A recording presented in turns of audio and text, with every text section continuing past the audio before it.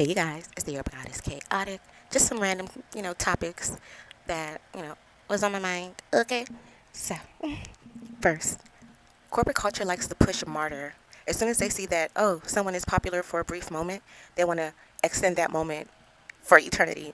Basically making a bad investment because just because we like someone for one thing doesn't mean we're going to listen and like them for a whole nother thing. And more people are, becoming aware of, their consumer power, their power in general, the less these tactics of corporations will work. We're already seeing that now, especially with everything going on in the world, and especially with people putting themselves first and not working themselves to death, which is basically what America wants you to do, and basically the ideals that America was founded on top of other fascist-minded ideals. Another point is just, for instance, when you are an interviewer versus an interviewee. Some interviewees are really just really good interviewees, not making the interviewer a awesome interviewer. So, for example, if a man is an interviewer and he's interviewing another man or woman or whomever, the interviewer doesn't necessarily have to be great, especially if the interviewee is exceptional and people want to hear from them. But society then turns the interviewer into the person that was the catalyst, was the one that was the appeal, but it was not them. And then the train of people going to this interviewer will seem appealing, but once they actually get there and the interviewee isn't as exceptional as some of the other interviewees, it's going to really highlight the flaws of the interviewer. And that happens time and time again. And also, the difference between men and women often is that if a woman is not the best interviewer, she'll do the work to become a better interviewer. But with men, oftentimes they just remain the same and do not try to change their approach. And this is what we find time and time again, especially with men, especially within the patriarchy. I think that also highlights a bigger picture ideal, which is that men often do not want to do what is needed to improve themselves. Hence this patriarchy, hence the same old tactics that clearly are not working, but they know nothing else. Patriarchy. A particular type of women that benefit the most from the current patriarchy in place and have not renounced it, as well as the men that have not renounced it, are typically the type of clear folk that I'm talking about, along with definitely those that uphold it. However, the thing about it is they crossfeed from one another, so they don't really learn much of anything different. So that goes along with men. A particular clear folk also do not learn anything different because they copy everything from a particular other folk of people. So therefore, their tactics will not change. They often always want to get close to a melanated person because they're trying to suck your energy and figure out what you know. Luckily, their own tactics of trying to make everyone dumb is going to also work for melanated folks. We're going to go ahead and act dumb. So now you have no additional tactics. You just have to stick with your same old tactics instead of just conceding with what is and what is meant to be, which is everyone is equal. Everyone is on the same playing field eventually. But you all have stacked it against everyone else. And you still are showing. In fact, you're showing that you're so not supreme because you've stacked your odds against everyone and you're still losing. Pathetic. And actually working against yourself. Continue. But it won't work out for you. Like, duh. Another thing, just in general, a lot of us melanated folk, we, clearly are the smartest demographic at this point, especially as women. Okay, and we mispronounce words on purpose because we know how to, we know how to pronounce these words for the most part.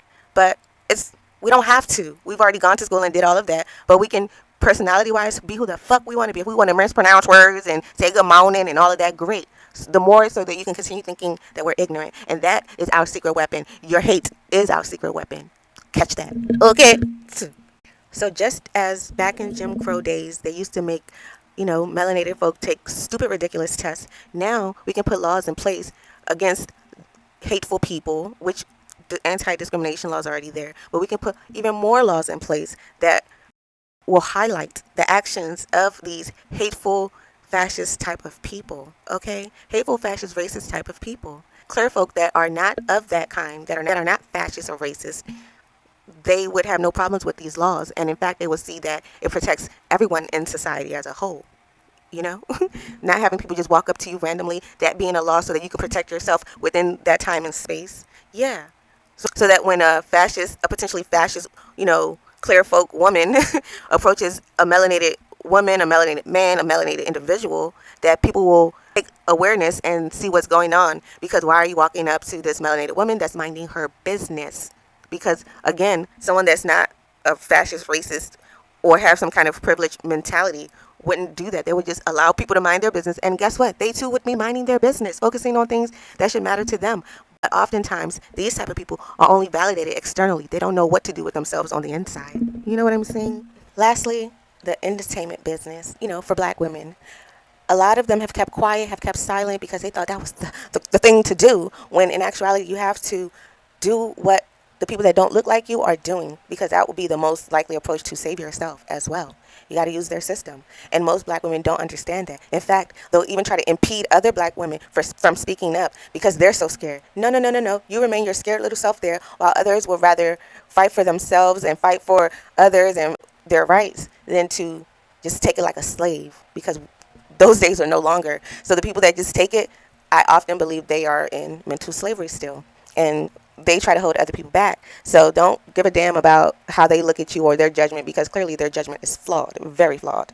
Anyways, until some organization can happen, just save yourself and do what you can to help others and get the word out there about whatever cause that speaks to you the most in all of this, if you choose to. But again, history will definitely show which side you are likely on.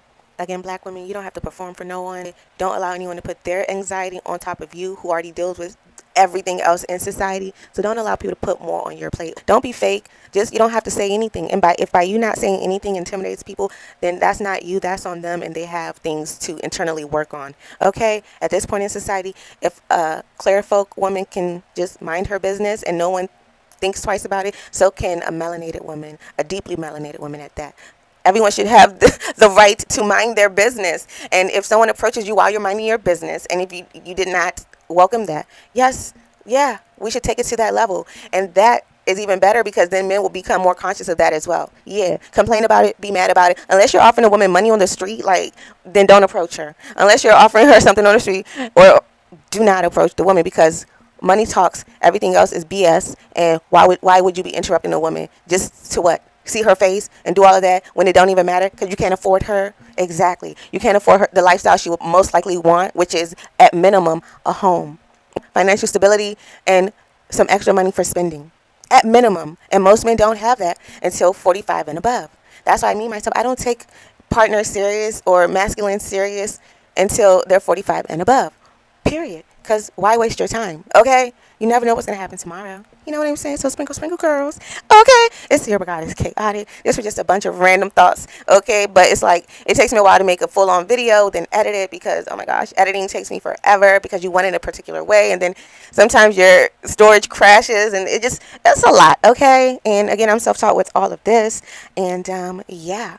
I'm not selling my booty just to learn how to. People have to do that though. But I'm glad that yeah, I don't have to necessarily do that. That I can try to figure it out. You know what I'm saying?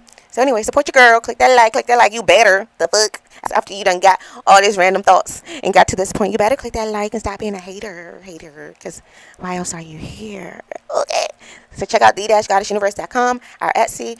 That also has the cosmic lip setting powder in pink punani, brown punani, beige punani, and gold punani. All right. Bye.